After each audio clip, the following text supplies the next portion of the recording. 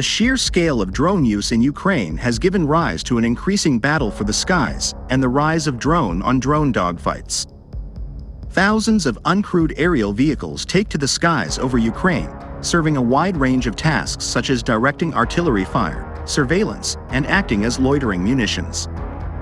It's a set of tasks so integral to the fighting that earlier this month Ukraine's military launched the world's first standalone branch dedicated solely to drone warfare.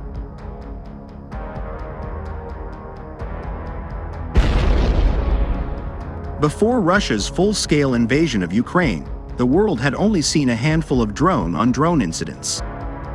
But now, Russia and Ukraine are engaged in a drone arms race, investing vast amounts of money, time, and expertise in developing and countering each other's systems. James Patton Rogers, a drone expert and director of the Cornell Brooks Tech Policy Institute, told media. Today, drones that once used their explosive payloads on multi-million-dollar armored vehicles are choosing to target other drones instead because of the threat they pose. Mike Monick, CEO of drone intelligence platform DroneSec, told By.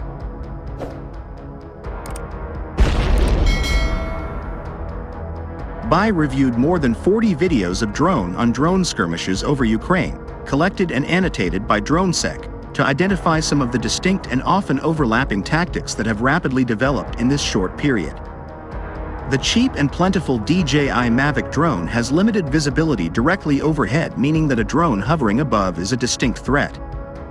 The clip above, posted by a pro-Russian channel in early April, shows a Russian drone smashing directly down onto a Ukrainian DJI Mavic 3 drone, sending it tumbling out of the sky.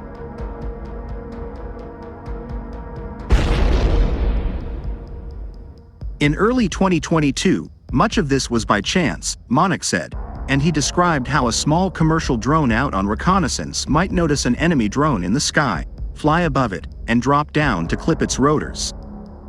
At this stage, in many occurrences, both drones would actually be disabled, Monick said, while by 2024, DroneSec said it was seeing first-person view drones kitted out with proximity or remote detonation capabilities.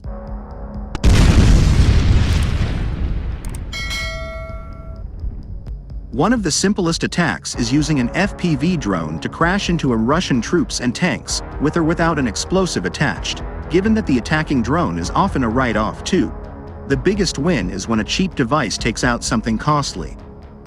The above footage, shared on June 1st, shows a Russian Orlan 10 drone being pursued by a Ukrainian FPV, with the video then cutting out. The footage then shows an Orlan on the ground, seemingly destroyed by the encounter.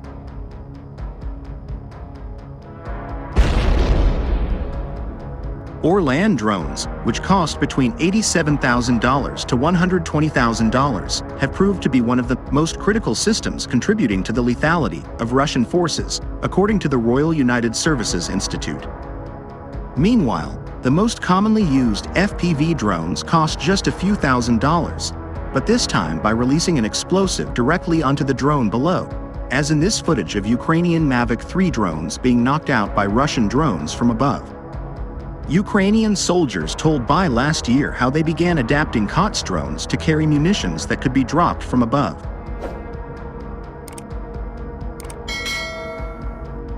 In February 2023, Ukraine's Center for Strategic Communications and Information Security said it had received 6 US-made drone Hunter F-700s, an AI-backed drone that can shoot a net over targets in midair.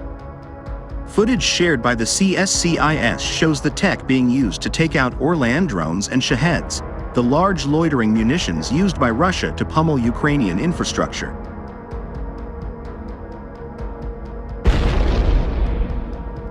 On the other hand, Ukraine has said Russia is able to pull up to 30,000 new soldiers each month into its ranks to replenish its heavy losses, roughly matching the number of casualties Moscow's military is sustaining every month. Currently, Russian troops are regrouping in the Kharkiv sector and preparing troops to assault the city of Vovchansk, said Colonel Vitaly Sarantsev, a spokesperson of Ukraine's Kharkiv Operational Tactical Group.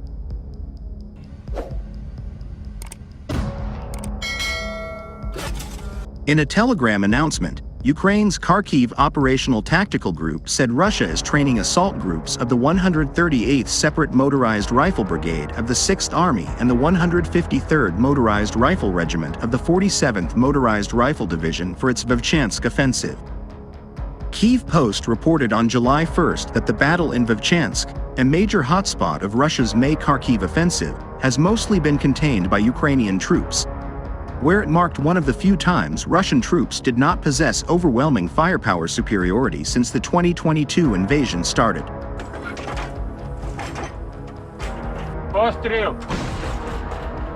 However, Sarantsev said on national TV on Sunday, July 14th, that the situation in the region remains difficult, and Russian troops were continuing their efforts to advance despite heavy losses. The situation is quite difficult at the moment. The Russian occupiers have not stopped trying to dislodge our defenders from their positions. They are regrouping in the area of Murohovets and Krasny settlements. In order to continue the assault, the enemy is moving personnel to the Haliboke settlement area, said Sarantsev.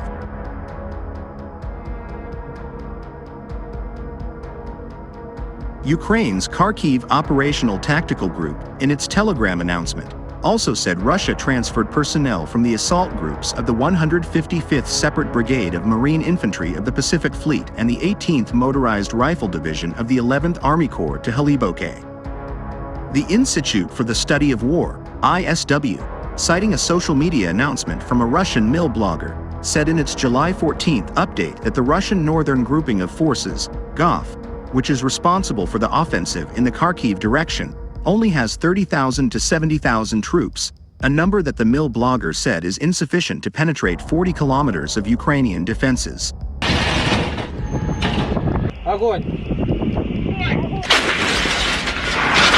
Ukraine's Kharkiv Operational Tactical Group said Russian losses in the Kharkiv region on July 14th amounted to 120 personnel alongside 77 units of various equipment, including 4 armored combat vehicles and 5 artillery systems. On July 12, the British Ministry of Defence announced in its daily update that Russian losses across the front in May and June averaged 1,262 and 1,163 daily, respectively, with the total losses likely surpassing 70,000 over the 2 months.